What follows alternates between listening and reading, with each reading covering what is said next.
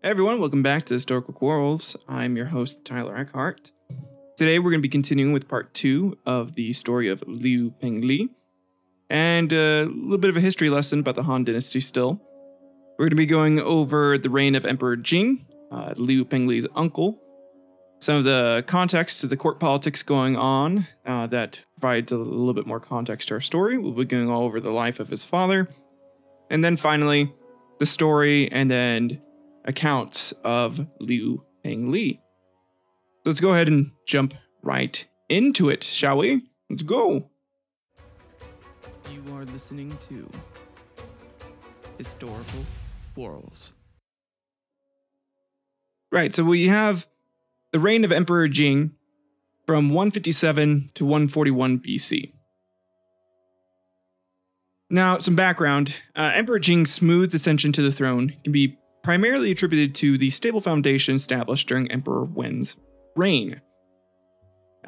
And part of that is he inherited a well-governed and stable empire from his father, Emperor Wen. The stability was crucial in ensuring a smooth transition of power, contrast to the tumultuous successions seen in many other dynastic periods, primarily with the Qin.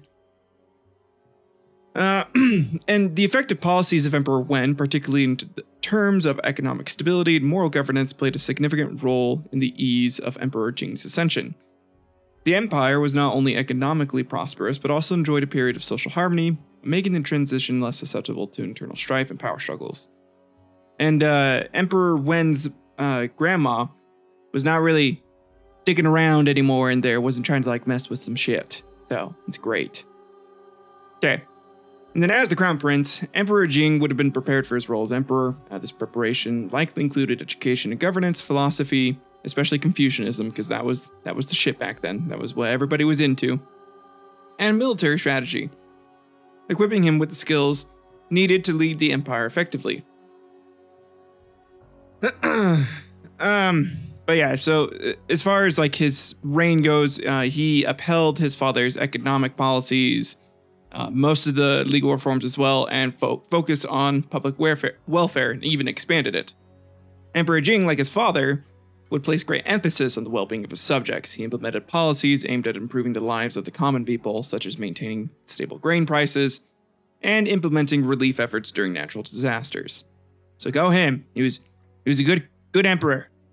He also wanted to strengthen central authority, and this is something that will come into play later, as Liu Pengli, Li Wu's father, would be in charge of the Zhejiang province, or kind of labeled as the king, and these were seen as external threats to the central authority of the emperor.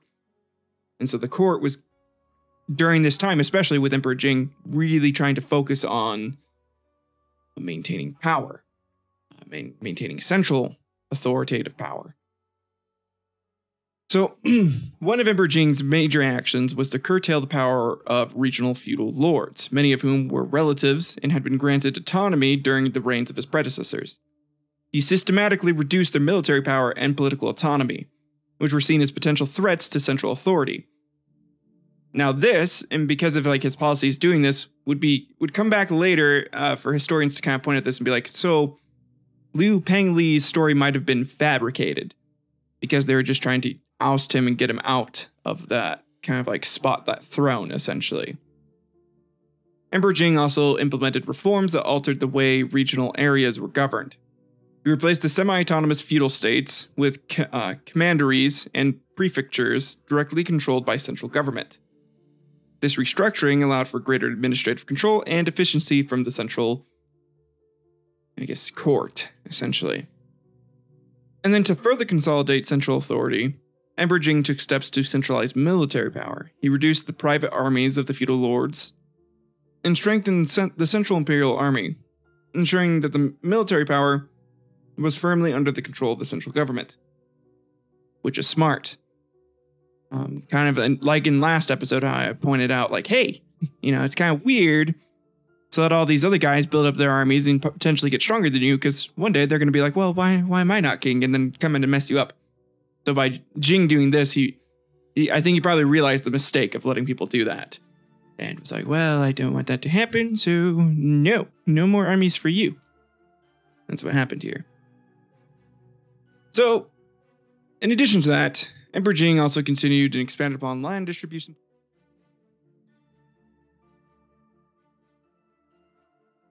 But yeah, he was like super into agriculture. He also invested in agricultural infrastructure, such as the construction and maintenance of granaries and irrigation systems. These infrastructures were crucial for storing surplus grain and managing water sources, both of which were vital for consistent agricultural production. Those who aren't farmers, irrigation systems still used today. Very, very important. But more importantly than agriculture, not only did he help that, but Emperor Jing would be known for privately starting up whorehouses. At first, these whorehouses were just for him on his travels. He had them set up throughout the land. So as he's going through his travels or, visiting different provinces, he could stop at the whorehouses and, get his nut in, relax, have fun in each province. But eventually, his advisor, Yang Eng, would eventually inform him of the potentially economic prosperity they could bring in if they allowed the women to sell themselves to others in the land. And at first, Emperor Jing was hesitant,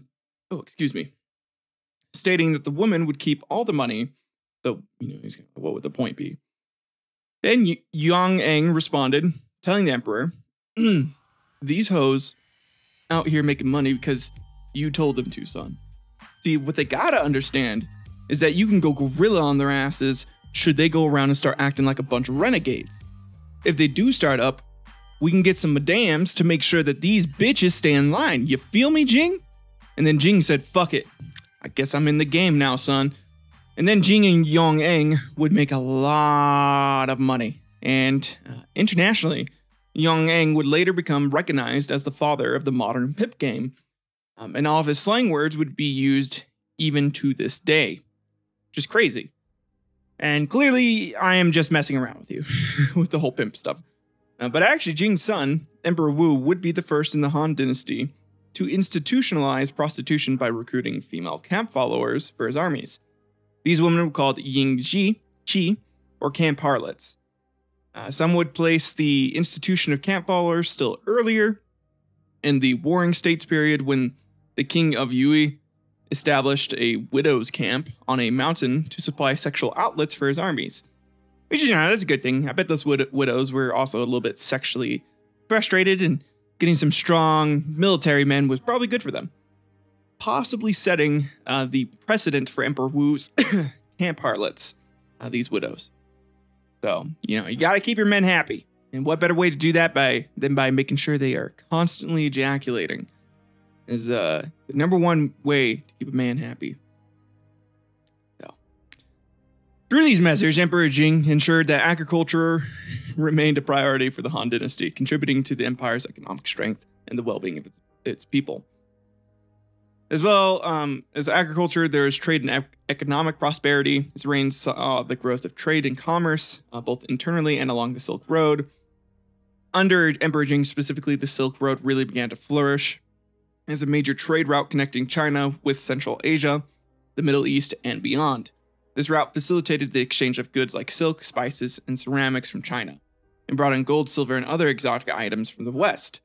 This is really, really good for the empire here. But not only with international trade, we had a lot of internal trade expansion as well. Domestically, the Han Dynasty also saw significant growth. The stability provided by Emperor Jing's governance and his emphasis on infrastructure, such as roads and canals, improved transportation and connectivity within the empire. This improvement allowed for easier movement of goods and contributed to the growth of internal markets and trade networks. And it's kind of weird. When people feel safe, it lets them feel like they can move around more and do more things. Whereas if you feel not safe, you're going to stick to a certain spot and stay in that spot. That's what fear does to you. But above all, because of all this, we had a lot of economic diversification and urbanization.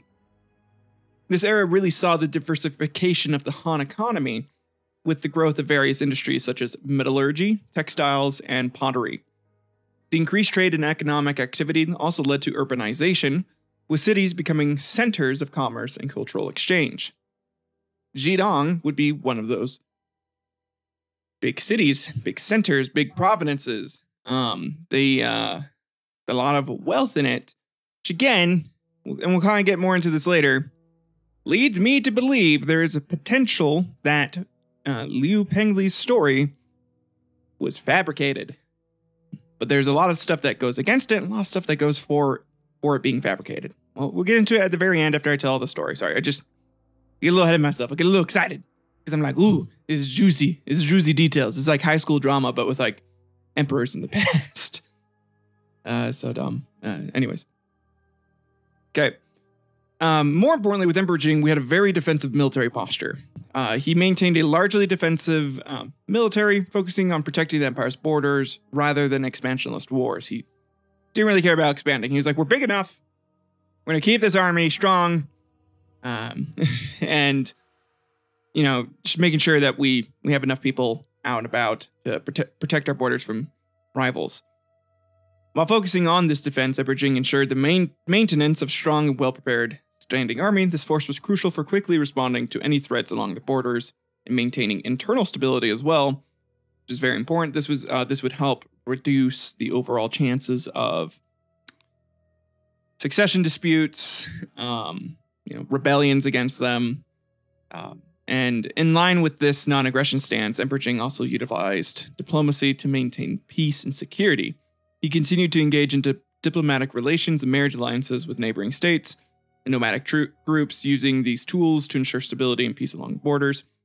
Married off multiple of his daughters to, barbarian men, and this is where a lot of those barbarian men would start to become a little bit more civilized, because the daughters would be like, "No, I don't want to sleep with you," and then he taught them.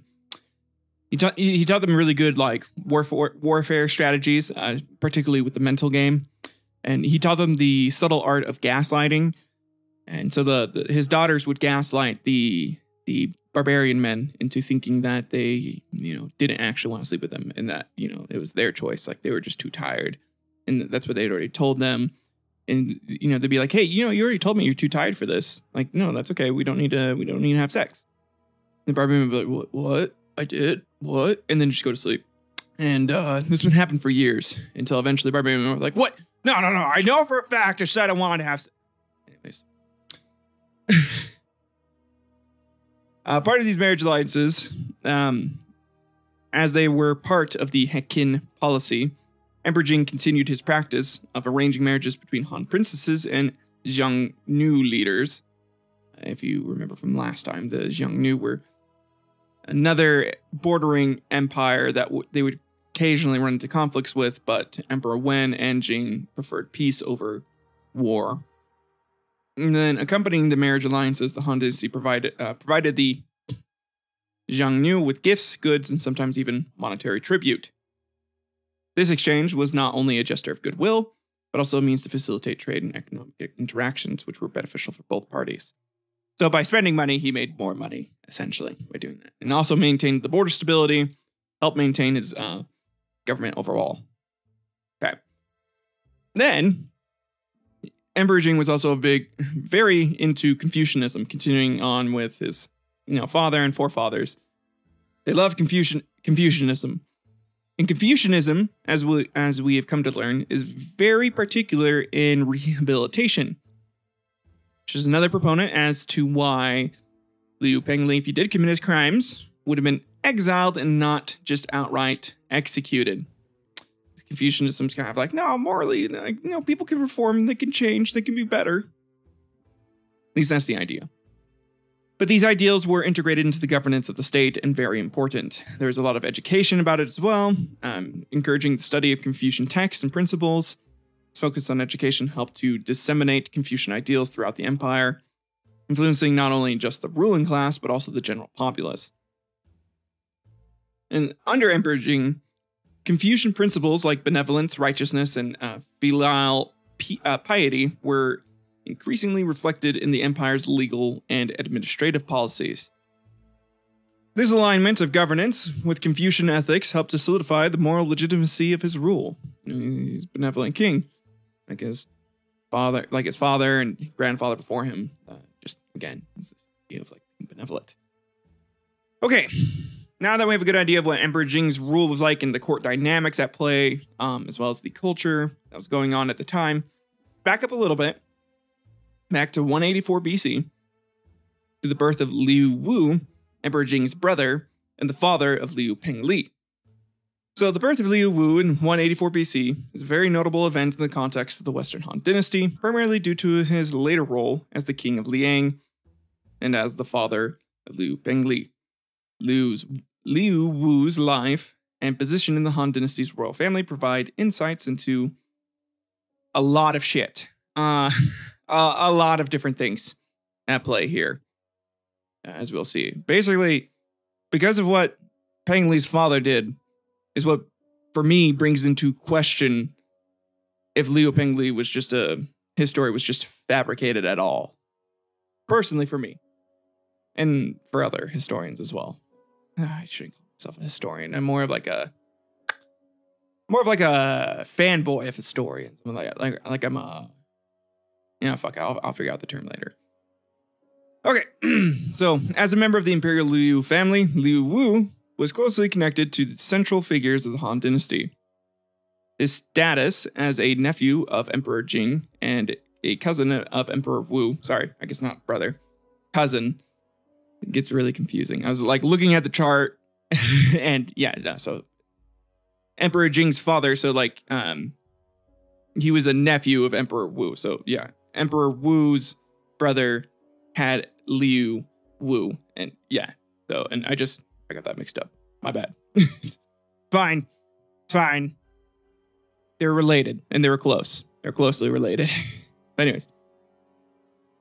So meant that he was a part of the inner circle of the dynasty's ruling family, which came with both privileges and responsibilities.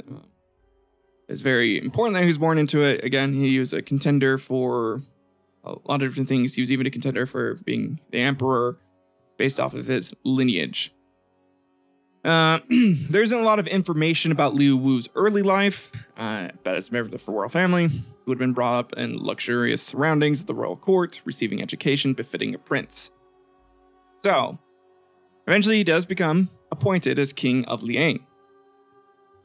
So, as the king of Liang, Liu Wu held significant autonomy over his region. This autonomy included the ability to govern local affairs, oversee the administration of justice, and manage the economic activities within his domain. Such autonomy allowed him considerable influence and power, albeit under the overarching authority of the Han central government.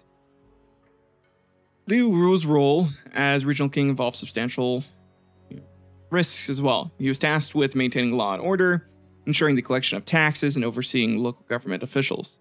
Additionally, he would have been responsible for implementing central government policies and directives in his region. If he failed to do so, would have been found guilty of treason.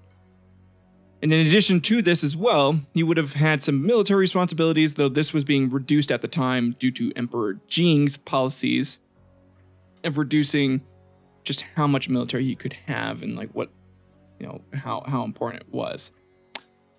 But, so as we continue on with that, we need to kind of get into his personal life and family.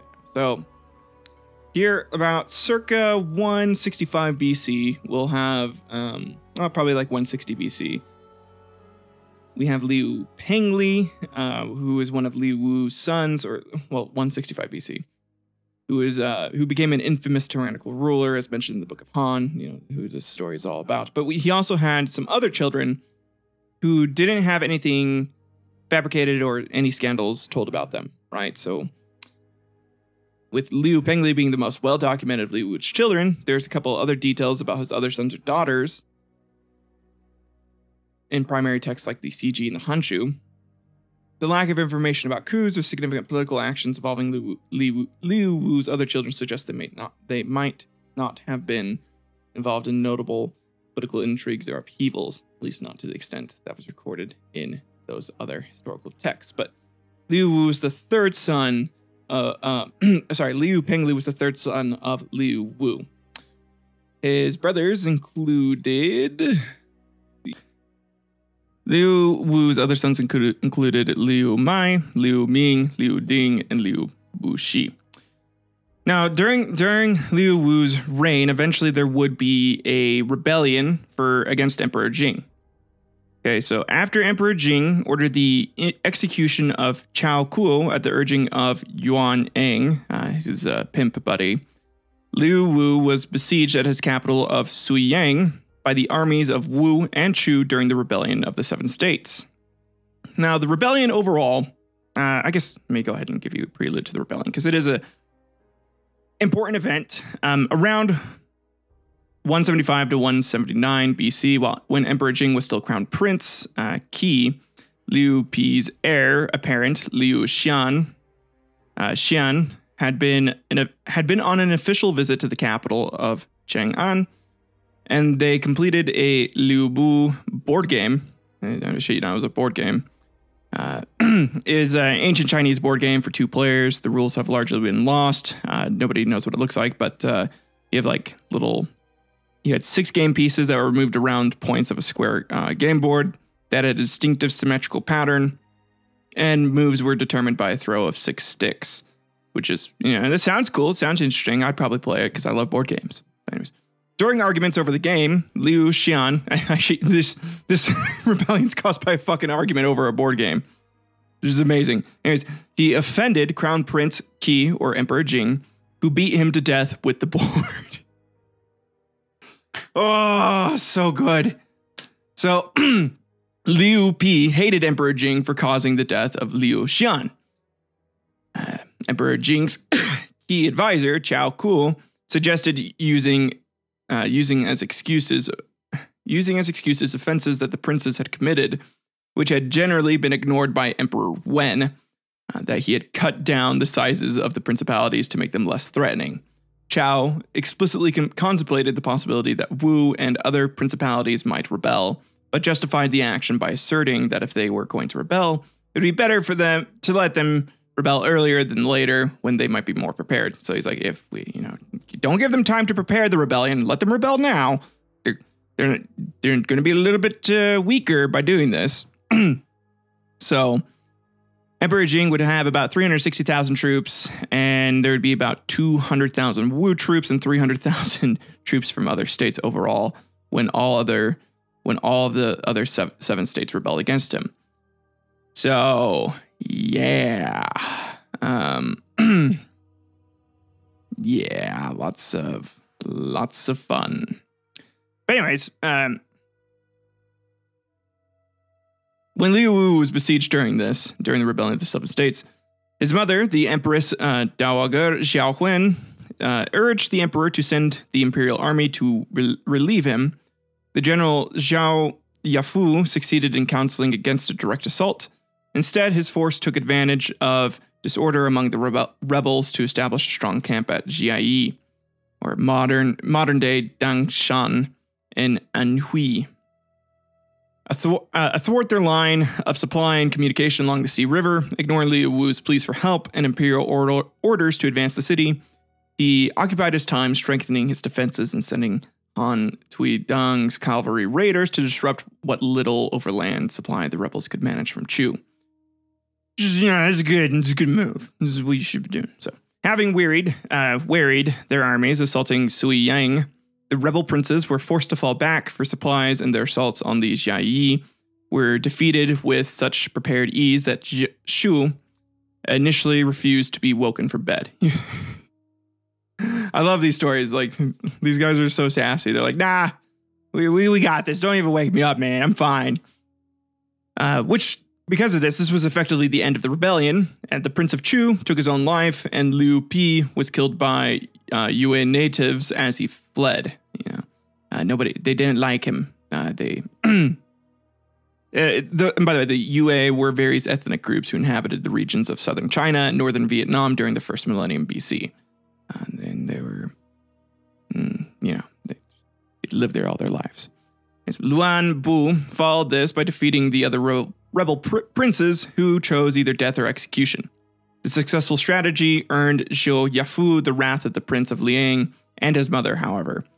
They eventually succeeded in poisoning the emperor against him, and he was imprisoned on minor issues involving his son's dispute with a supplier, and in the end, chose to fast to death in prison. He starved himself to death. So, but for Liu Wu's support during the rebellion, Emperor Jing gave him many honors and privileges. His private gardens, Liu Wu's, rivaled that of the emperor's, and the prince expanded his number of retainers, bringing in Yang Sheng, Gong Song Gui, and Zui Yang, and he became a famous patron, particularly of Fu, and Fu, which is often translated as rhapsody or poetic exposition, is a form of Chinese rhymed prose that was dominant literary form in China during the Han Dynasty.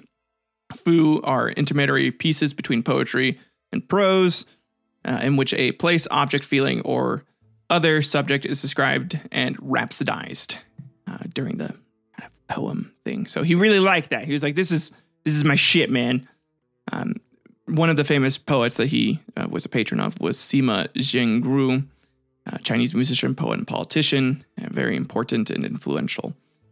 One particularly influential piece was the memorial from prison to the Prince of Liang, whereby Zhou Yang successfully pleaded his case against the slander of other courtiers and freed himself from a death sentence, not by addressing the charges against him, but by multiplying historical examples of the disaster of gossip and libel.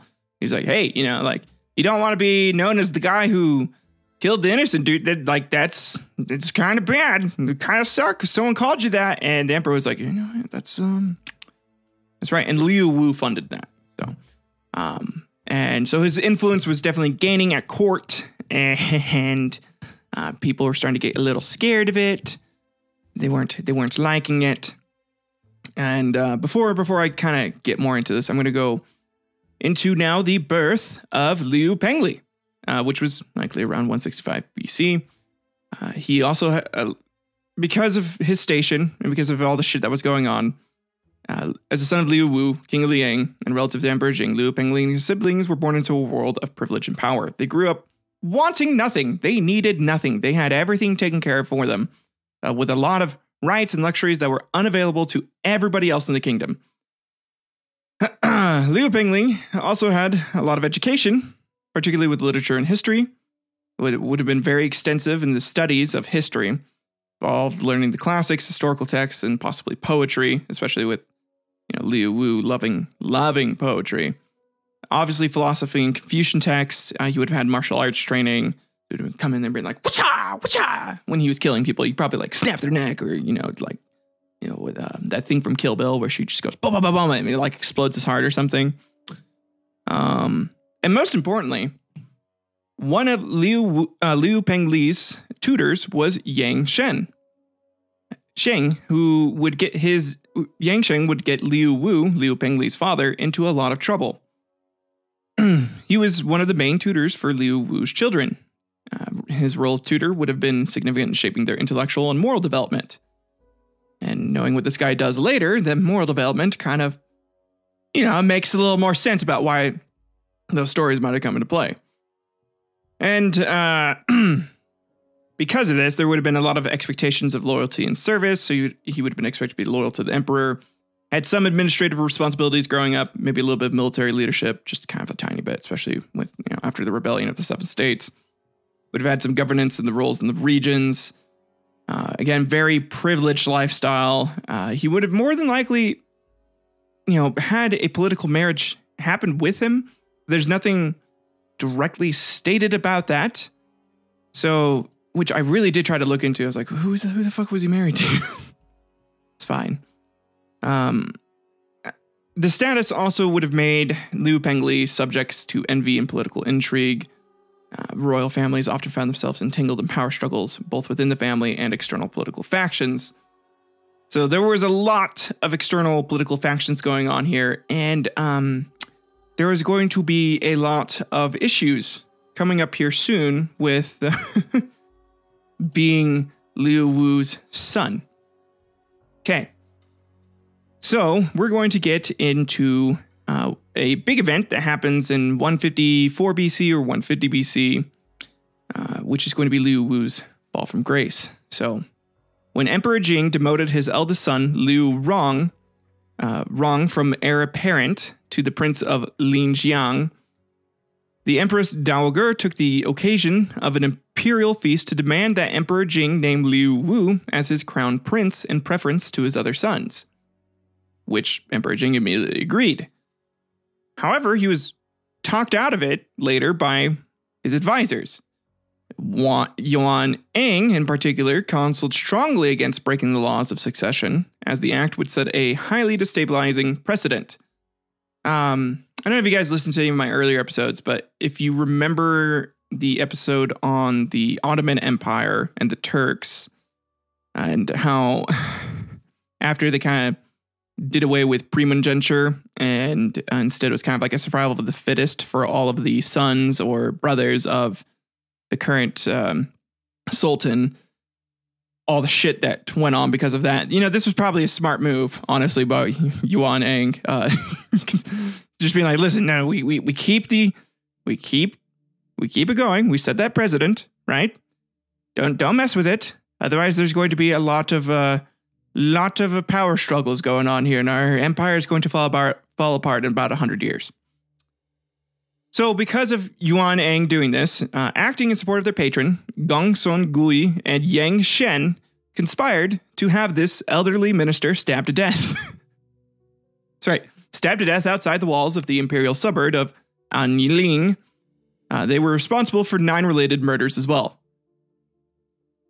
These guys were tutoring. This was the guy tutoring Liu Pengli. So it kind of makes more sense why he might have been murdering people, because Yang Shen was probably teaching him, like, listen, someone steps on your toes, kid, you kill that son of a bitch. You hear me? And Liu Pengli was like, like, so upon the emperors discovering their involvement, Liu Wu ordered them to commit suicide and presented their bodies to the emperor. Which I'm surprised they both were like, yeah, cool, I'll kill myself. Sure. It's so crazy to me. Some of these like old stories, they really mess with me, because it's like, you know, today you would think of people that were willing to commit murder just, you know, being like, nah, I'm not going to do that. I did this for you, dog. Anyways, even though the people who conspired to do this and definitely acted outside of Liu Wu's, overseeing this, Liu Wu never regained Emperor Jing's favor and was only seldom received at court. So instead, following custom, Liu Che, the prince of Jiodong, was promoted to crown prince, and his mother, Lady Wang, to empress. So, afraid for her younger son's life, the Empress Dowager refused to eat until he was cleared of any charges. The official charged with the investigation reported back to Emperor Jing that, in his view, Liu Wu had been involved in that sparing the Prince of Liang would break the law of Han. Nonetheless, killing him would deeply distress the Empress and upset the Emperor even more.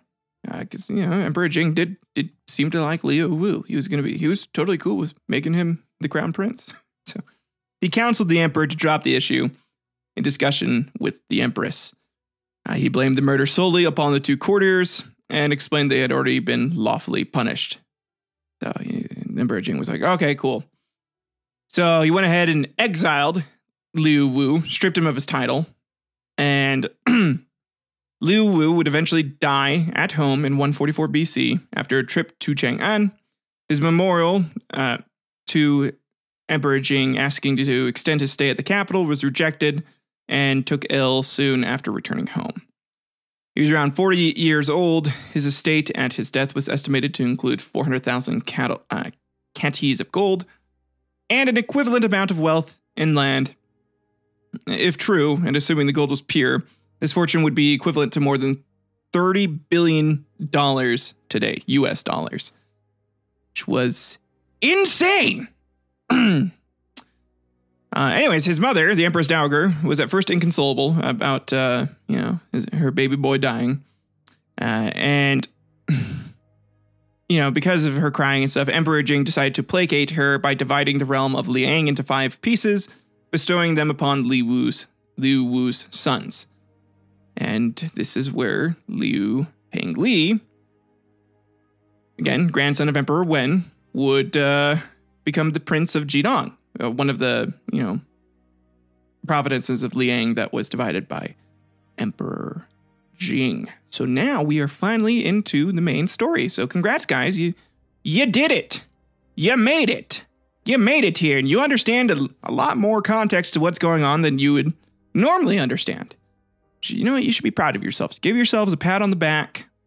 You know, give yourself a quick high five as we get into this tale. So, Liu Pengli's inheritance of his father's title and lands, some of them, marked his transition into a significant role in the Han Dynasty.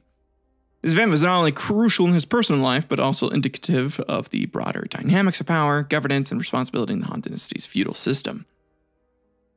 So, first, as the king of Jidong, we know that he abused his power a little bit. You know, just a tiny bit.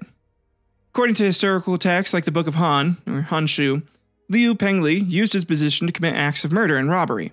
He reportedly led a band of followers on night raids, terrorizing and pillaging his own people. These actions were not just abuses of his power, but also violations of the moral and legal codes of the Han Dynasty. Some stories of his terror included him sneaking into people's homes and supposedly putting on a wig, and then pretending to be the spouse of the man of the home that he snuck into and having sex with them. And then after the man finished, he would take off his wig and yell, "Ha ha! I got you!" And then drag them out onto the street and make them watch as he killed each member of their family in front of the dude he just let come inside of his ass. You know, maybe he didn't fuck him, but he would drag people out, have his little gang hold the guy down, and then just murdered the family. And supposedly not feeling anything, seeming like he was kind of like in a trance. Other accounts say he would just walk in and stab someone and walk out like nothing happened. And a few seconds later, the victims of his stabbings would walk out holding their guts and shit, just spilling out. Craziness. But besides the murder, his rule is characterized by extreme cruelty and oppression. Folklore and tales from that era depict him as a ruler who took pleasure in the suffering of others, often inflicting punishment and pain without just cause. His tyranny became a symbol of despotic rule, and in later historical narratives, you kind of get compared. If you wanted to point out a tyrant, you call him a Liu Pengli. They were acting like a Liu Pengli. This guy was like the father of tyrants. Accounts of him doing this are few, but one story tells of a farmer that he had ripped apart via horses pulling his limbs off because the farmer reportedly did not have an erection while meeting him, which I totally think is reasonable. I too expect every man that I meet to gain and maintain a full rock-hard erection while I am talking to them. And should they lose that erection at any point during our conversation, that conversation's fucking over. And I'll know they are not respecting my time, and clearly my conversation is not stimulating enough for them. And, if I were a king, I'd say that deserves death. It is more than a fair punishment for disrespecting someone like that. Every goddamn day. I just wish more people just maintain a boner while talking to me. It's not that hard. I do it. I do it just out of respect for people. I just walk up to them, fully erect. I'm like, hey, I'm going to stay erect for you while we're talking. I look them in the eye, too, as I'm talking to them, fully erect. And some people just don't have that courtesy to do that back, It's fucking rude. Anyways. So the fear that Liu Pengli instilled in his subjects was profound. Stories tell of people living in constant terror, unsure when they might become victims of Liu Pengli's next act of violence. This climate of fear disrupted the social and economic stability of Jidong. Some things he did to instill fear, besides the murder, rape, unjust punishments, was jumping out of bushes randomly to scare the peasants in his kingdom. He would just sit and wait for someone to walk past, and then you go, bah! Reportedly, he actually scared someone to death by doing that once, and I'm sure modern doctors would have determined that the guy who died probably just had a heart condition or something, because, I don't know. There's not that many reports of, old people dying in haunted house, there's, haunted house horror attractions where you pay for it. It's just called a haunted house, right? And I don't know. Is there a name for You know, like Castle of Chaos here in Utah. I'm trying to think what it's called. But you like pay to go inside and people try and scare you. Why, man, my brain right now. This is so embarrassing. And I'm doing it live. I'm not even doing it live. I'm doing it on camera. I could edit this out, but I don't know if I'm going to. I can't remember what it's called. Ah! I think it's just called A Hound of the House. Shit. Whatever. Anyways, yeah, in addition to this, obviously Liu Pengli had a lack of regard for justice. He didn't give a shit. Complete disregard for justice and the well-being of subjects.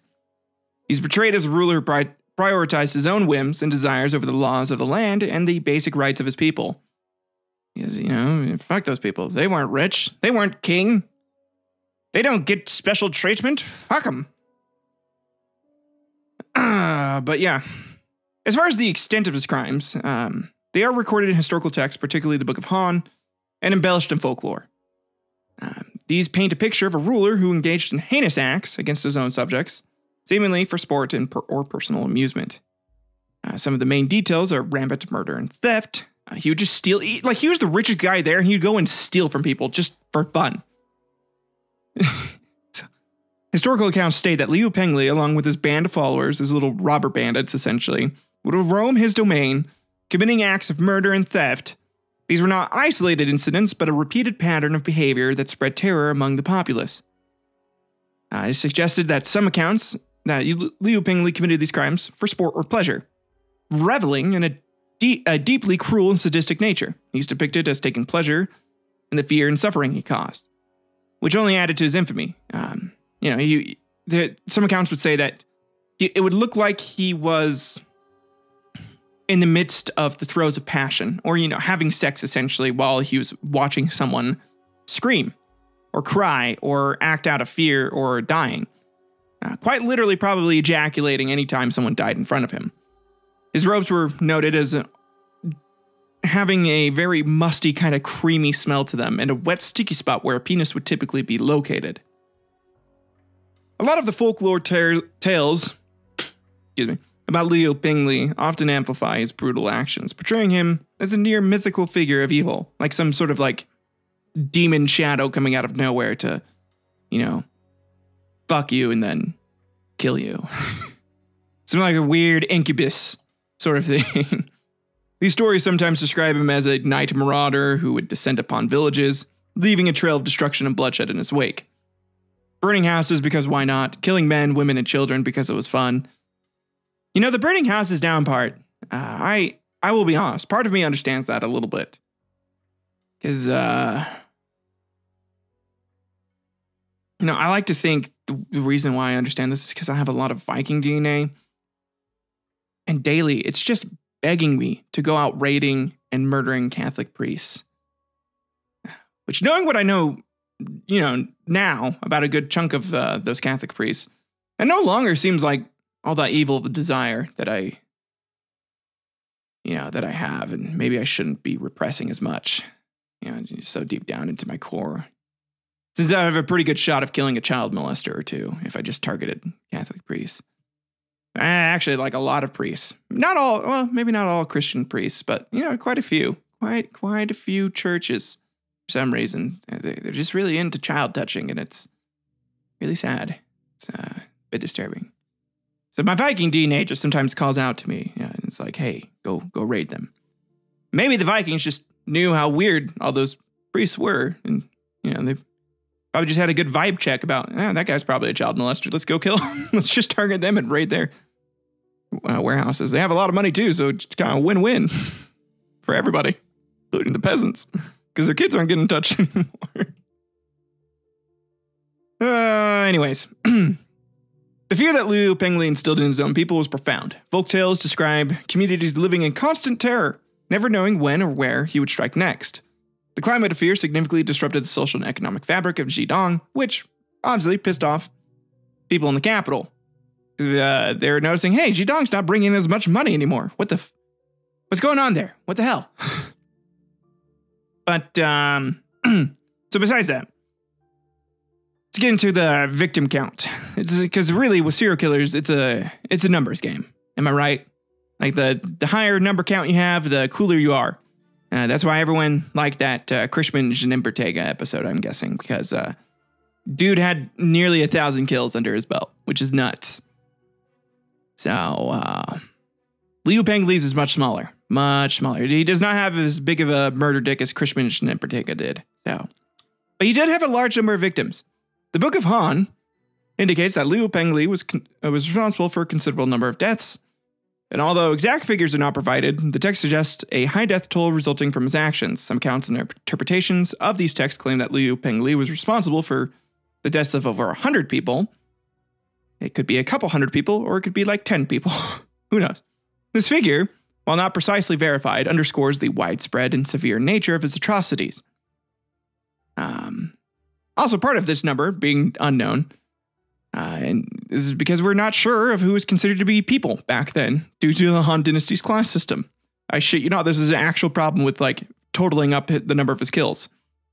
Those at the bottom of the class system who were unskilled workers and or slaves were not typically counted as people per se in these books. So if he actually did commit these crimes, I would imagine, over the course of his reign, killed a lot more than probably just 100. More than likely.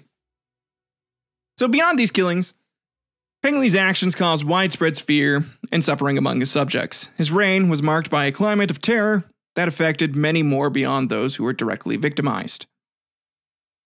And there's a lot of historical interpretations, so the extent of his crimes have been subject to interpretation primarily, with some accounts possibly amplifying the scale of his atrocities and others diminishing it or, outright saying it was a fabrication. However, even conservative estimates portray a reign characterized by significant violence and cruelty. So more than likely, something did happen. May not have been as cruel, but, we're gonna get that. So now we have his exposure. This is how he gets caught. So the turning point came when a relative of one of Liu Pengli's victims courageously reported his atrocities to the imperial authorities. This act of reporting was significant, as it involved bringing the accusations against a member of the royal family to the highest level of government. More than likely, to me, this states that Pengli killed someone with some connections. So that's where he messed up, getting caught. He got a little too ambitious, a little too, reckless, and probably killed someone that was related to a noble, more than likely. And that's how it gets out.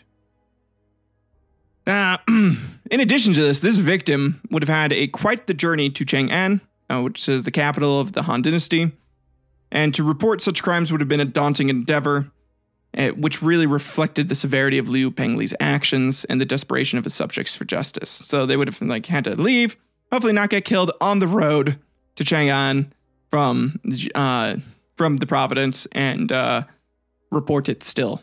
So that's great. And, because of everything going on and people wanting to have more control in the central government, the reception of the complaint was very critical. It demonstrated the central government's willingness to take action against royal family members if the conduct was deemed sufficiently egregious. And they took it very, very seriously.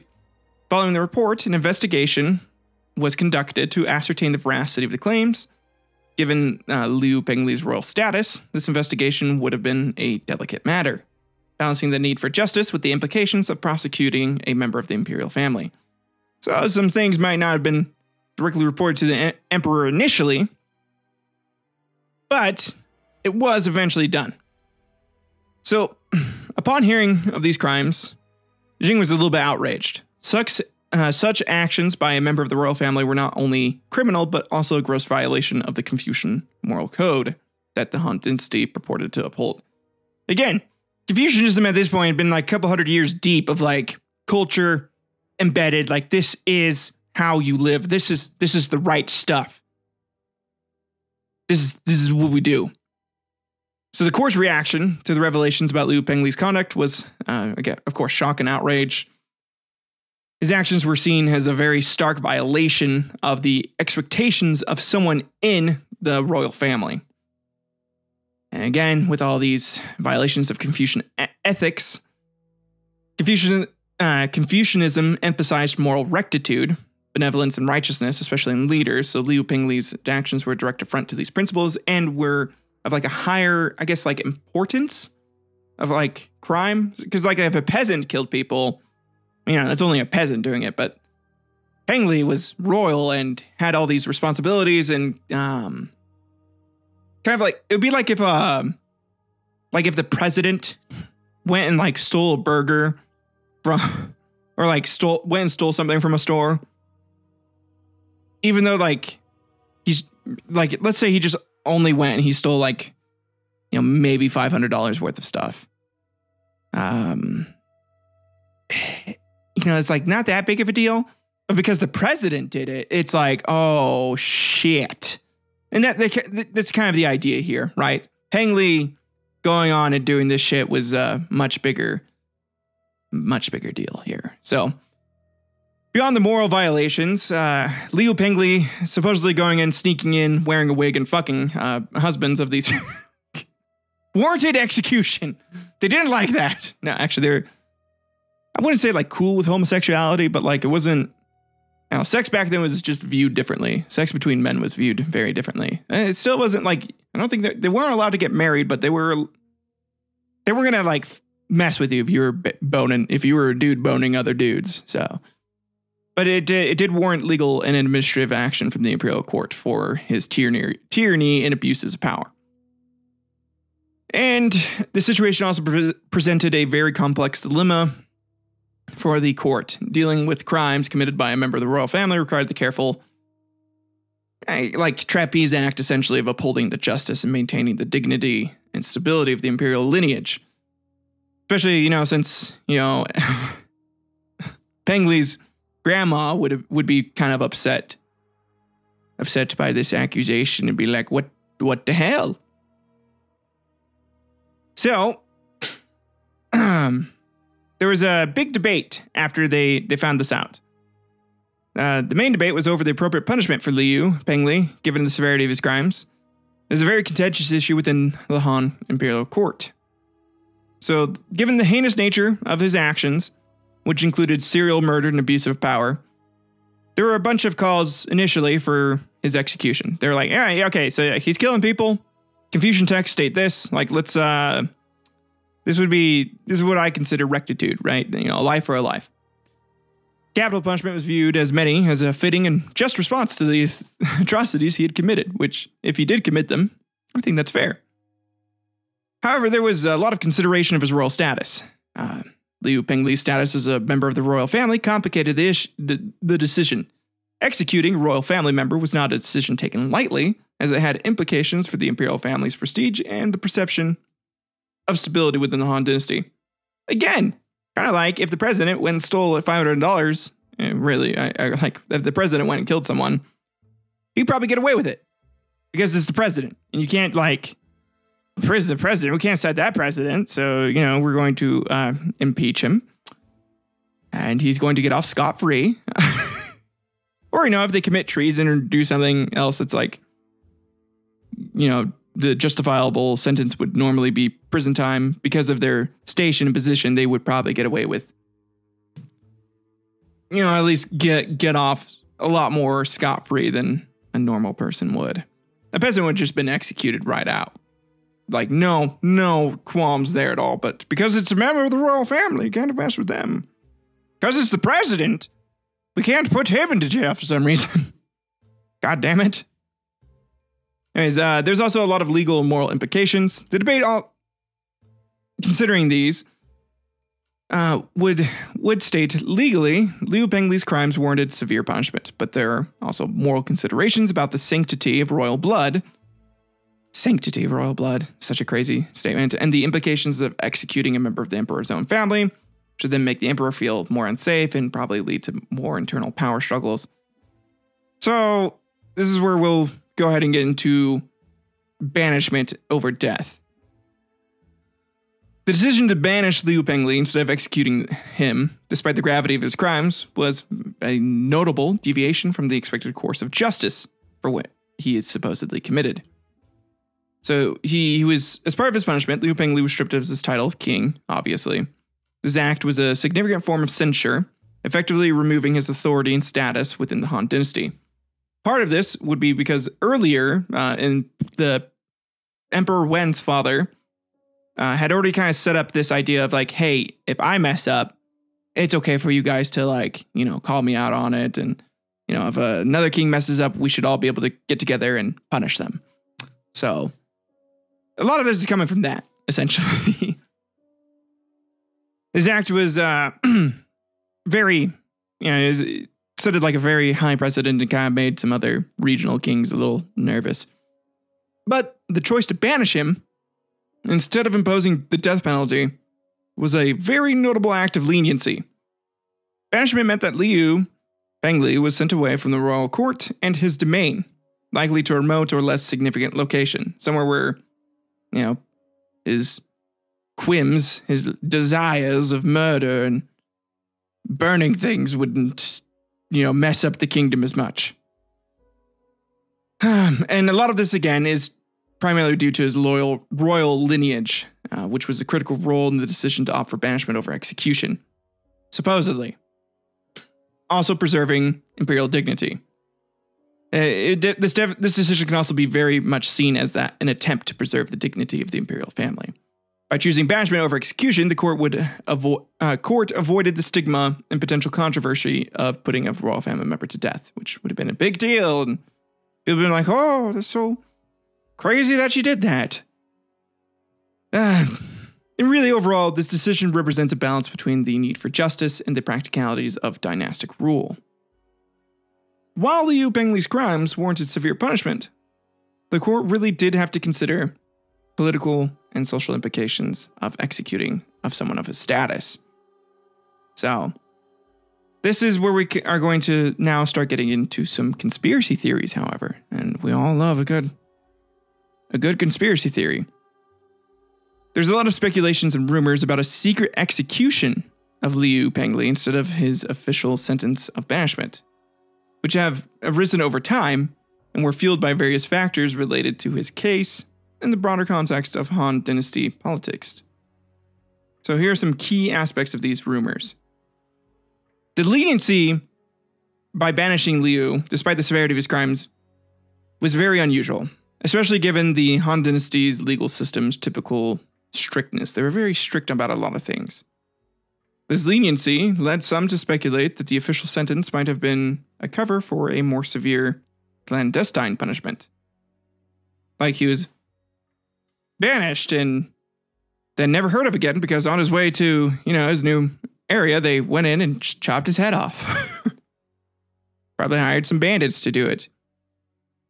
The Han court might have also wished to avoid the scandal and dishonor associated with publicly executing a member of the royal family, so a secret execution would serve the dual purpose of delivering justice while preserving the family's dignity and preventing potential unrest or controversy. And some things that are kind of aiding in this, there's the absence of further historical records regarding Liu Pengli's life post-banishment, which provides fertile ground for speculation. I mean, part of the reason for this, too, is because he was stripped of his title and therefore kind of deemed a peasant and not important. And so, no one would have really cared. But without concrete evidence of his life in exile, theories about a secret execution gain a lot more traction. There's not even reports of him arriving, which is weird. You'd think that at the very least they would be like, okay, and this is when Liu Pengli died. I don't know. It's just weird. There's just not a whole lot after his banishment. There's nothing after his banishment is what I should say. Also, in the complex and often ruthless world of imperial court politics, a secret execution could have been seen as a politically expedient solution, dealing decisively with Liu Pengli while maintaining the facade of royal clemency. And this is where we're going to get into a big historical debate. So while intriguing, these theories are not supported by substantial historical evidence is something I really need to,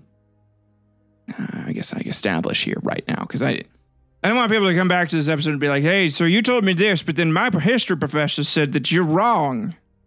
Which, I could be getting a lot of this off. Or I really did try to double check my timeline and everything. There's some conflicting information about the timeline.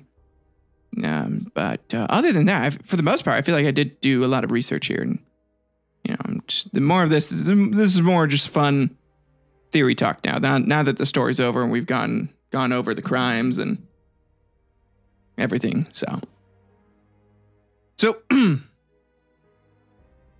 in debate of this, there's a lack of concrete evidence for execution. While the theories about Liu Pengli's execution are intriguing, there is no substantial historical evidence at all. Primary sources such as the Book of Han only document his banishment with no mention of an execution, secret or otherwise. And this debate primarily relies on official records, which tend to present a more sanitized version of events, especially when it comes to sensitive matters involving members of the royal family. This reliance can sometimes obscure the full truth of historical events, because, people are going to write about what they want future generations to know, and not, just the ugly truth of everything that happens. And the way this history was documented in ancient China often leaves room for interpretation and speculation primarily. These texts sometimes had political or moral agendas, which could influence how events were recorded and presented, specifically the Book of Han, too. A lot of Confucianism, ideals. There's definitely an agenda for making the Han Dynasty look much more grand and much more righteous than it may have actually been. I mean, there's a reason why there were some rebellions happening during the Han Dynasty, and why Emperor Jing felt the need to make sure nobody else had as big military power as the emperor did. So it's when you read the Book of Han, you'll realize like, oh, they're just trying to make this shit look all clean. It's a clean, shiny turd, not the dirty, true turd that life actually is. And the absence of clear details about Pengli's life after his banishment does provide fertile ground for speculative theories, essentially letting anybody come up with whatever story they want to come up with about Liu Pengli. This debate also involves understanding the broader context of the Han Dynasty, including its legal practices, core politics, and treatment of royal family members. And the context is crucial in analyzing and interpreting the available evidence. So, this is where we get to kind of the end of this tale. Liu Pengli's legacy is it is one of the earliest recorded instances of a serial killer, potentially. His actions and the subsequent imperial response have been subjects of historical interest, offering insights into the nature of crime and punishment, as well as the limitations of royal privilege in the ancient Chinese Han Dynasty era. So, with that out of the way, let's go ahead and get into some historical debates. If you were here just for the story, thank you for listening. I hope you have enjoyed the majority of this. Now I'm going to kind of get into some more details, some more accounts, kind of like talking about like whether or not this is true and what's going on here. And but if this is all you wanted to listen to, great. If you're liking the episode, like what I'm doing, please leave a like, subscribe, leave a review on Apple Podcasts. I'm just trying to think. This is primarily a podcast, but the YouTube channel seems to have been getting more views as of late. Not more than the podcast downloads, but like more people are stopping by. So I don't know. I'm kind of splitting my time here 50-50. This is a brief pause in the episode where I'm going to ramble a bit.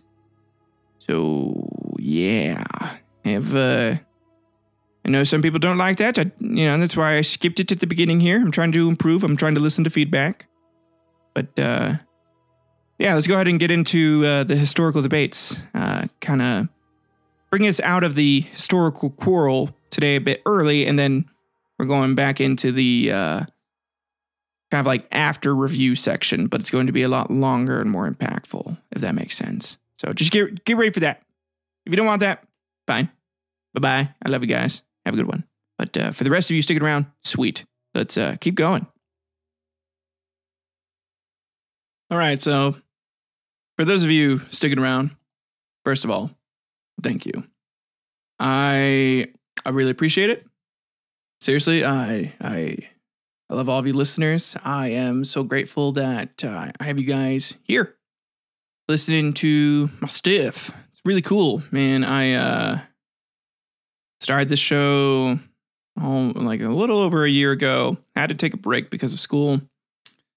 And I love doing this. This is so fun. I didn't think I was gonna have this much fun with like the serial killer trope, but doing like the ancient history ones and doing all this like research, kind of like figuring out like, oh, did it happen?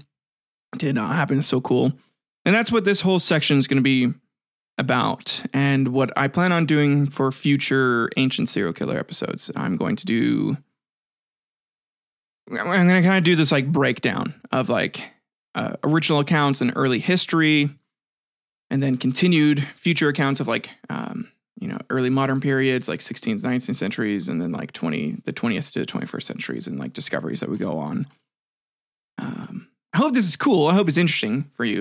I don't know. I thought it was cool. So let's go ahead and get into it then, right? This is what we're trying to do here. So Liu Pengli's story, as it has been passed down through history, presents a blend of historical facts and evolving narratives. So we're going to go through like a timeline here. So in the 3rd century BC to the 3rd century AD, the historical narrative of Pengli is primarily derived from 2 key sources written during and shortly after the Han Dynasty. These texts, records of the grand historian Shiji by Sima Qian, and the Book of Han Shu by Ban Gu are crucial for understanding the context and details of Liu Pengli's life and actions. Let's go into the author and context. So Sima Qian, 145 to 86 BC, was a Chinese historian of the Western Han Dynasty. He would have actually been alive partially during the reign of Liu Pengli. It would have been a baby, like a little kid, but, he was actually around for that. And this guy is regarded as the father of Chinese historiography because of his highly influential work, the Siji. The Siji is a comprehensive history covering the period from the mythical Yellow Emperor to the reign of Emperor Wu of Han. It is composed of various sections, including the basic annals, tables, treatises, and hereditary houses. While the Siji is an invaluable historical resource, its accounts must be understood within the context of its compilation. Sima Qian is often relied on oral histories and existing documents, which could include biases or inaccuracies. Especially if he's covering the mythical Yellow Emperor. We call it mythical now. Of course. In the Shiji, Liu Pengli is mentioned as a tyrannical ruler who abused power and committed numerous atrocities. This work provides the basic narrative of his crimes, punishment, and the impact of his actions. So it doesn't do a whole lot of extra, though. And then we have the Book of Han, for this era of 3rd century BC to 3rd century AD. Bangu, who was born 32 AD and was alive up until 92 AD, was a Chinese historian and poet. He completed the Han Shu, which was a history of the Western Han Dynasty, which was initiated by his father Ban Biao. The Han Shu is more detailed in certain aspects than the Siji and provides a comprehensive look at the Western Han Dynasty, including political, economic, cultural, and geographic information. Bangu's account of Liu Pengli adds details to the narrative provided by Sima Qian, reinforcing the depiction of Liu Pengli's reign of terror and the consequences of his actions. This is where we get some more of the stories, and then most of the stories of his actions come from the accounts of folklore, oral history, and stories that can be traced back to Liu Pengli with historical context, like the story of like a demon king who imposed wrath and fire upon his subjects until he was eventually vanquished by some hero. Some people can trace like those stories like that back to Liu Pengli being a tyrant, being cruel in his actions, inflicting murder upon people. So both texts are critical for historians to reconstruct the events of the Han Dynasty. They provide not only the narrative of Liu Pengli's life, but also insight into the governance, legal system, and societal norms of the time. Again, it gives a very good reference to the culture, political court, stuff that's happening at the time, right?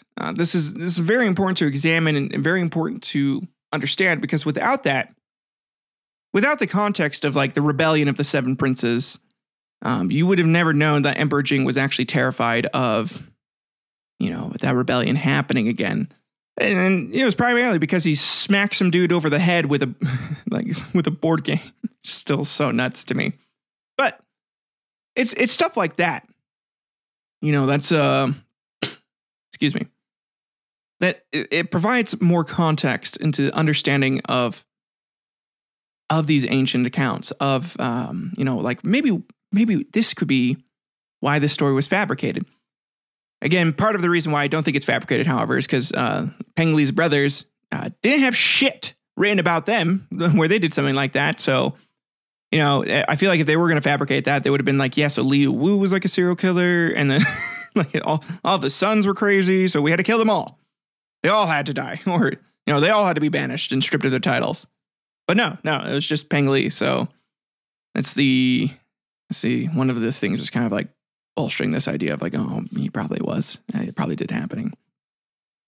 Anyways, by examining both the Shiji and the Hanshu, historians can cross-reference and analyze the accounts of Pengli's life, gaining a much more nuanced understanding of his actions and their historical context.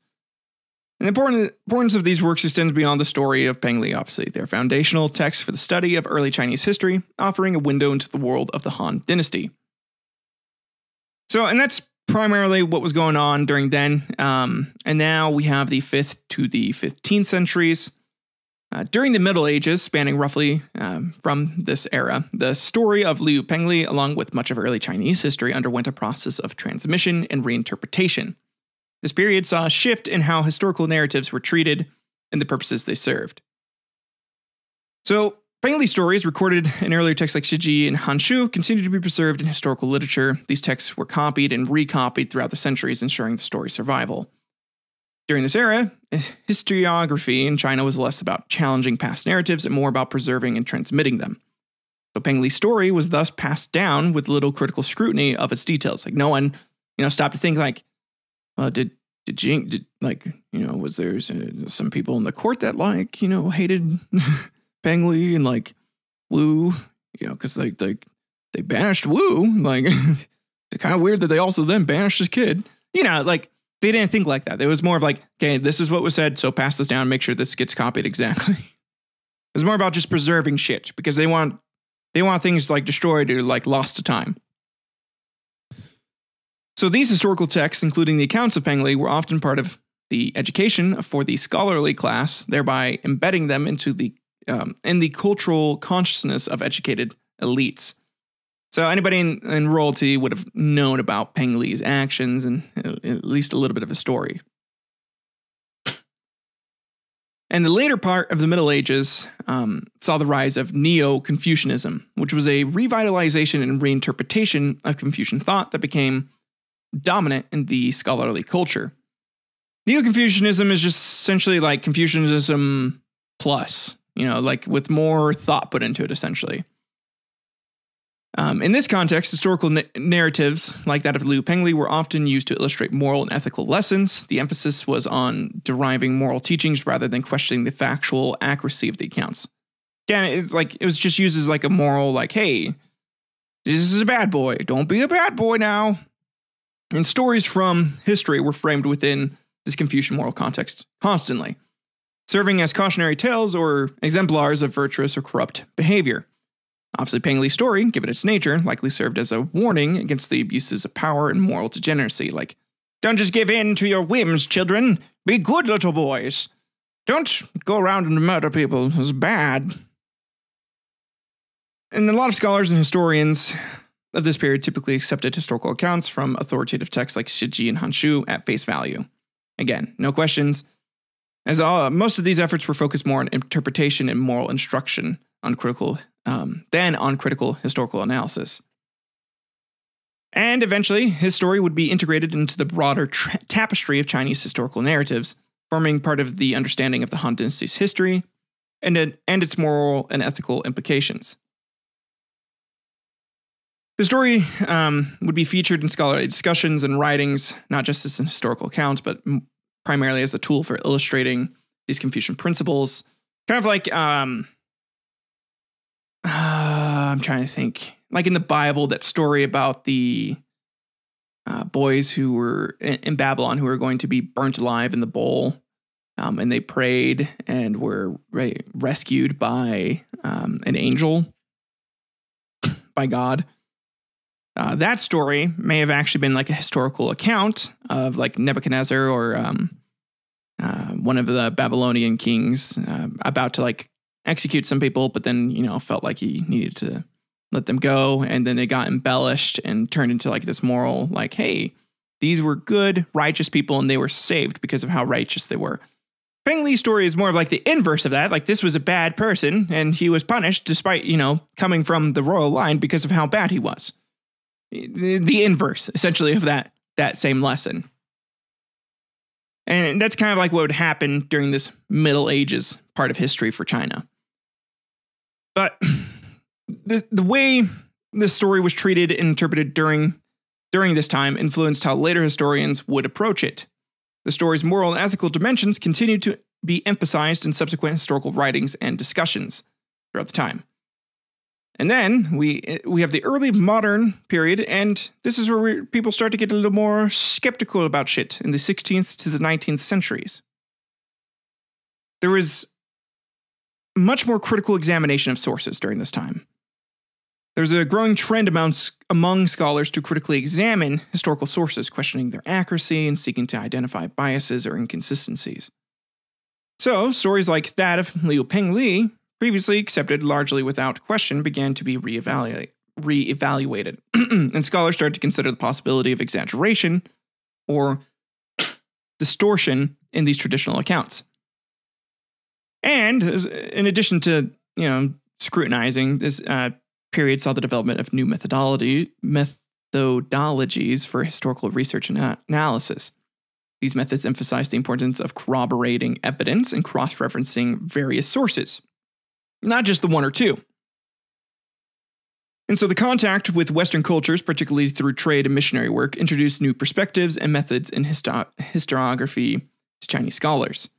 Western influence encouraged a more comparative and analytical approach to history. This included a greater emphasis on chronological accuracy and contextual understanding.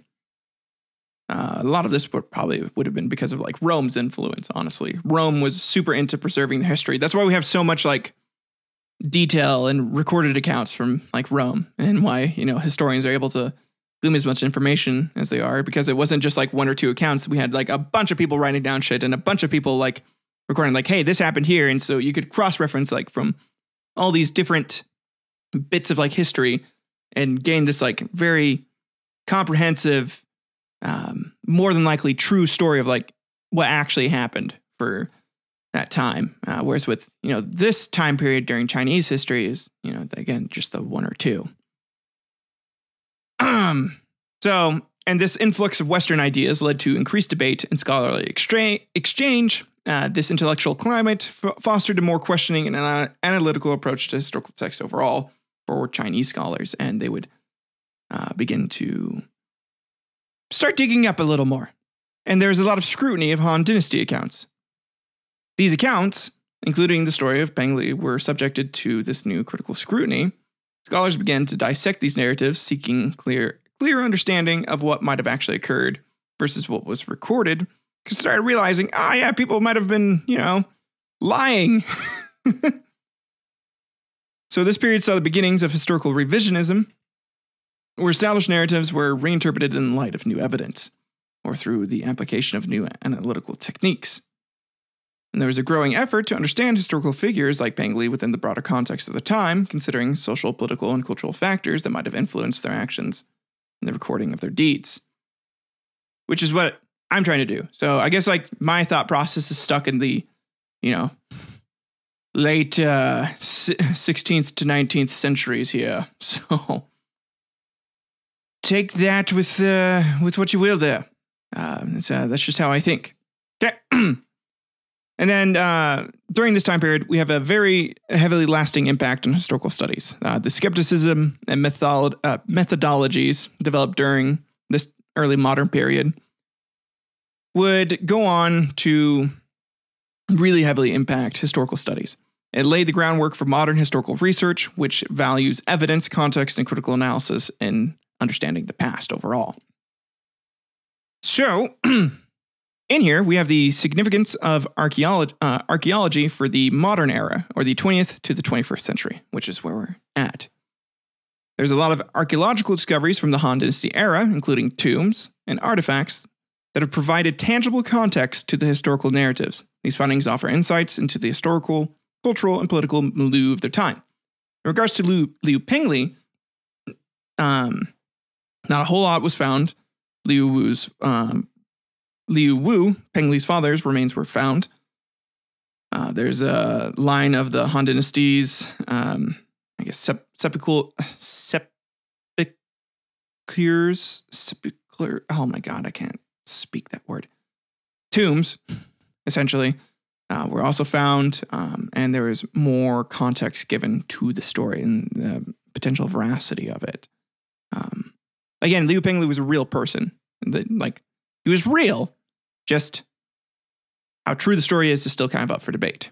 So, artifacts and archaeological sites have shed light on the daily life, governance, and cultural practices of the Han Dynasty, helping historians contextualize stories like that of Liu Pengli within a more accurate historical framework, and beginning to understand more and more and more, realizing the importance of farmers and how Pengli supposedly tortured so many of them. Also caused some speculation, but then also added some evidence to the claim of, oh yeah, no, they were super important during this time period. So the ruling class would have been pretty upset about him killing them. And then there's a lot more advanced methodologies as well. Modern historians have employed a range of these methodologies, including textual analysis, cross-disciplinary research, and comparative studies to gain a much more nuanced understanding of historical events and figures. Liu Pengli's story is analyzed in the broader context of Han Dynasty politics, societal norms, and the legal system, providing a deeper understanding of his actions and their implications. It's also interdisciplinary approaches, which the use of this incorporated sociology, psychology, and criminology, among others, allows for a more comprehensive analysis of Pengli's behavior and its impact. By adding this context into it, historians have found that his story does have some inconsistencies in it, like more inconsistencies than normal, but not enough to discredit the story at its core. And despite varying interpretations, there's a general consensus among these modern historians on the basic outline of Pengli's story: his royal status, his reign of terror, and the eventual consequences of his actions. So there's no denying that, yes, he was born to Liu Wu and was a grandson of Emperor Wen. He did have a somewhat reign of a terror. The exact amount is debated. And he was eventually banished or exiled, for sure. Maybe even secretly killed. But while the broad strokes of his story are agreed upon, there's still a bunch of debate regarding the specifics, such as the exact nature and the extent of his crimes and the total number of his victims. Some people like to say he killed 100. Other people like to say that he killed 1,000 because, his game was stronger than Jinin Ortega's. He killed a lot of peasants, probably, or something. And people who are saying they killed over 1,000 is just me. That's only me, and I have no proof to back that up.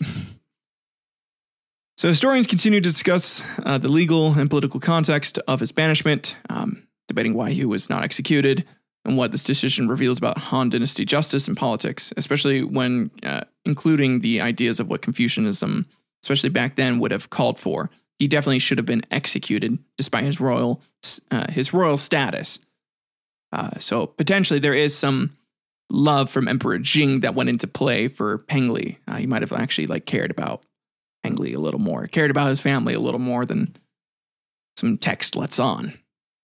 So, some modern interpretation of Pengli's story includes psychological and sociological perspectives, attempting to understand his motivations and the societal conditions that allowed his crimes to occur. I mean, he was king. I feel like that's not that hard to understand. He was the king. He could do whatever he wanted to an extent. They were his subjects. And he probably was like just a sociopath and felt nothing. And so, thought it was fun. And maybe the killing was the only bit of rush that he felt. And since he couldn't command an army to go kill a bunch of people, he, just had a band of some of his buddies to go kill people.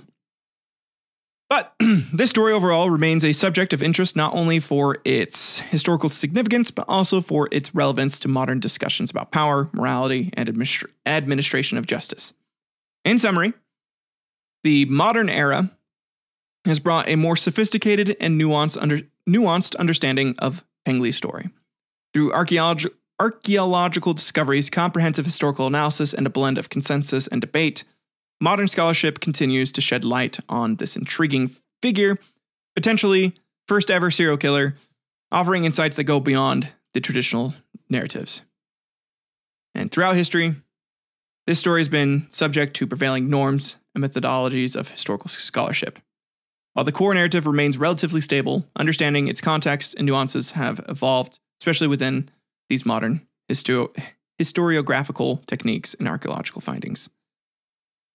And I guess since I technically already did the outro for this episode, I want to say this ends our historical quarrel because I already did that, but this is what brings us to kind of the end of the episode. It's going to lead me into talking about some of my thoughts and feelings here now. A lot more than I did at the beginning of this part, but I just want to say I believe he did, he was a killer. He did kill people. I think that he did, I don't know. Because of the lack of context about his brothers also not getting, deposed, and because of the lack of other things going on at the time besides the whole rebellion war that happened during Liu Wu's time, but also during Emperor Jing's reign, there's no reason for them to fabricate a story this crazy, just to get rid of some prince. There would have been really a bunch of other ways, but maybe not because of the rebellions. They would have been a little more cautious about doing that. So they didn't want to stir up some trouble. So I don't know.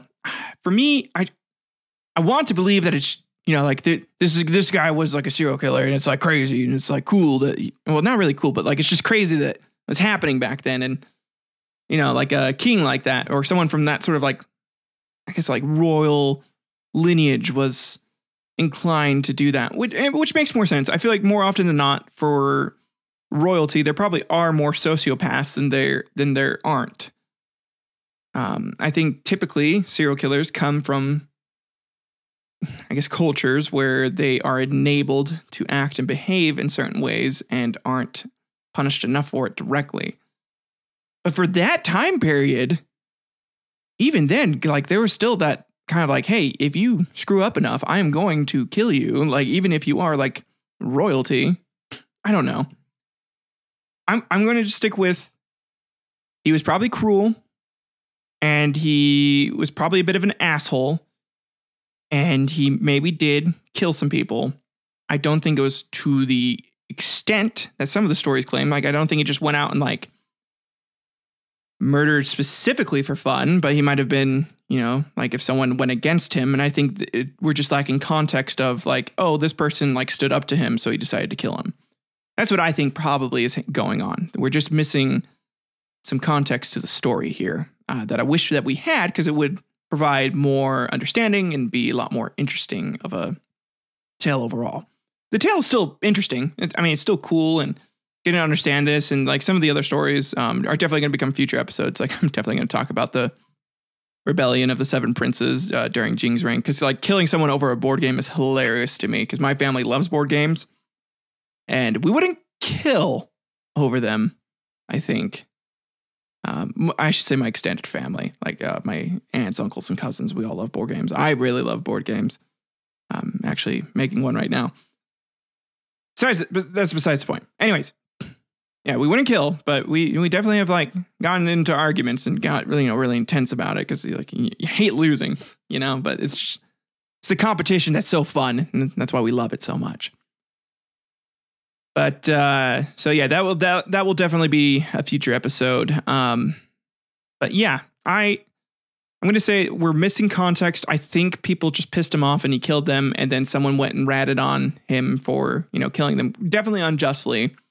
And the court was like, well, shit, we got to make this sound worse. And so they're like, yeah, so he goes out and like he burns farmers' houses and he has sex with their wives. He he kills their kids in front of them. Like, I don't know, shit like that. She's like, yeah, write that down. That's what happened. That's why we're banishing him.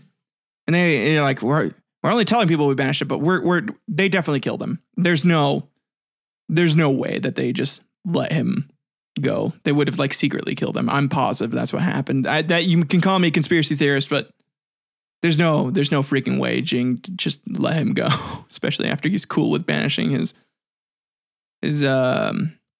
I guess cousin, brother, kind of weird because familial chart thing. However that works, I don't know. Liu was like either like Jing's brother or like cousin in a way. It's really confusing. I tried to like read into it more, but I was just like, shit. So like Jing and him share a mother. I mean, like half brother, I guess would be a better way to put it. Maybe whatever. It doesn't matter. I mean, it does matter, but anyways, what are your guys' thoughts? Do you think it happened? Do you think the accounts are as accurate as possible? Do you think they're purposely, leaving out some details? What are your thoughts on the conspiracies too? Let's just all come up with our own conspiracies for what actually happened. My conspiracy is they turned Pengli into a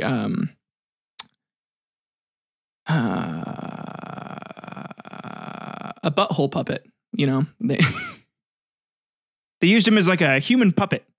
They go in there and practice their puppeteering skills for decades after they imprisoned him and didn't actually banish him.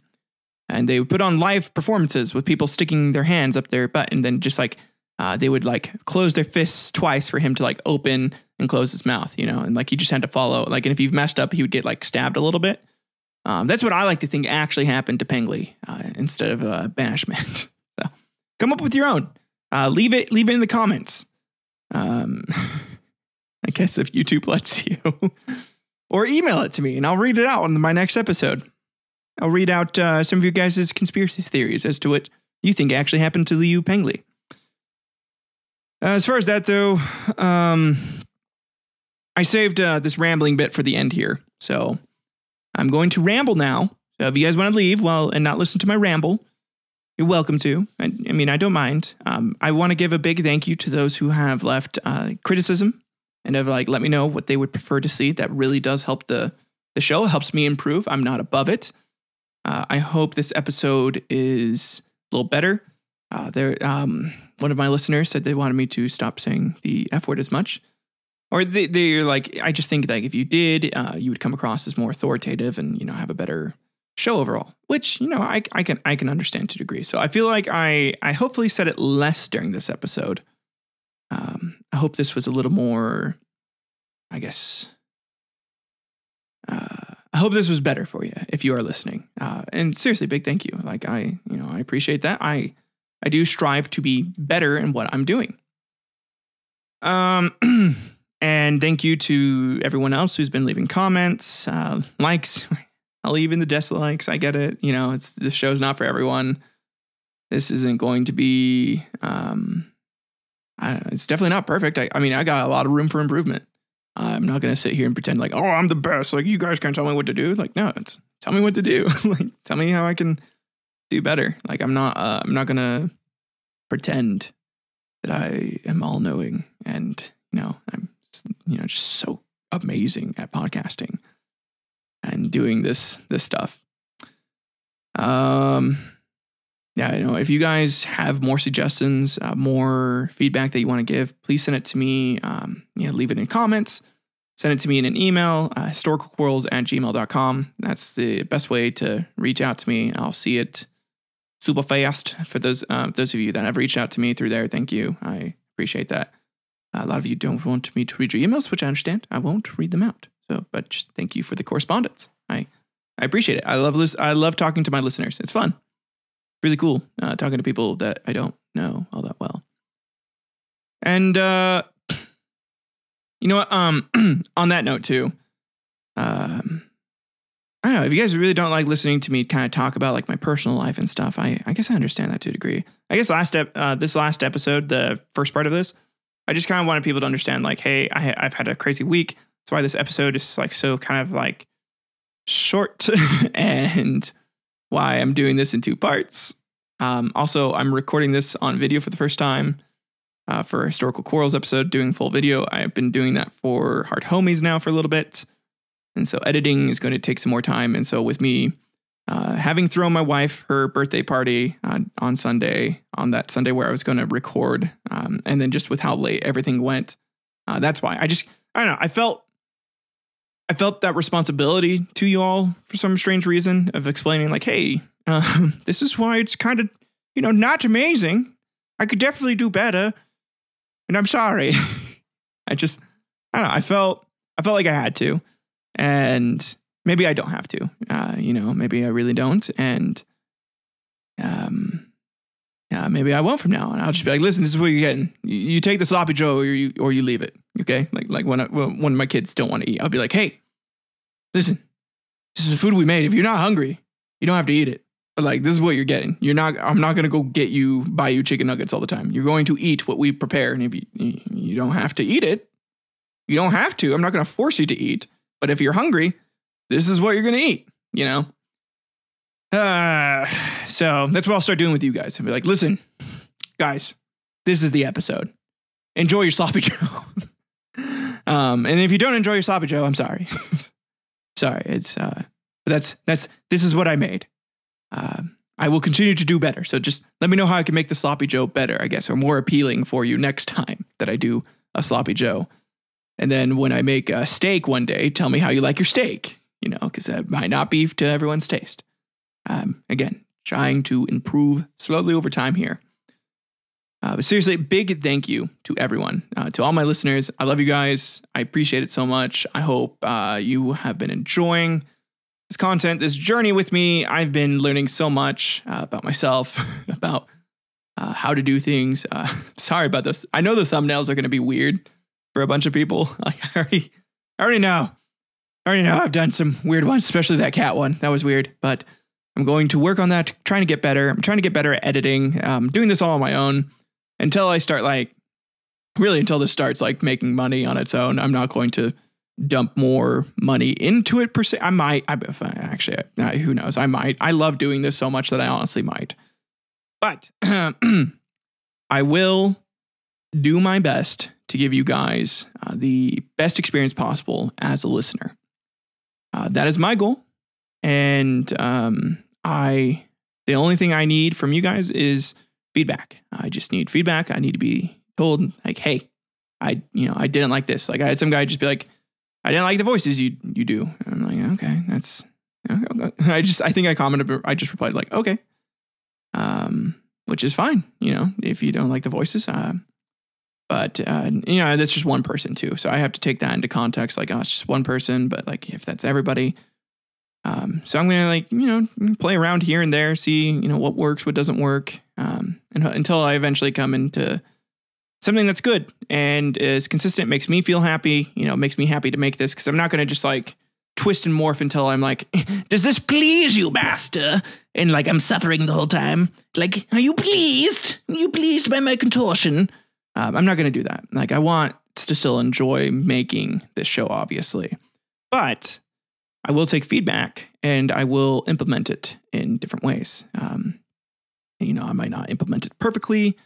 There might be some things where, like, oh, he's still doing this, but like he's doing it less. I don't know. Hopefully, if I do something, realize I'm doing it because like I like it and I have fun with it. And if you don't like it, tell me. That's more than fine. You can tell me and I will reduce it or I will I'll take into consideration. If there's a bunch of people that are agreeing with you, then I'll be like, okay, yeah, I can cut that out. Because I'm not going to do something that like makes you guys just turn off the episode automatically. I don't want to do that. But that's all from me. You guys have a good one. I love you all. Goodbye. Peace.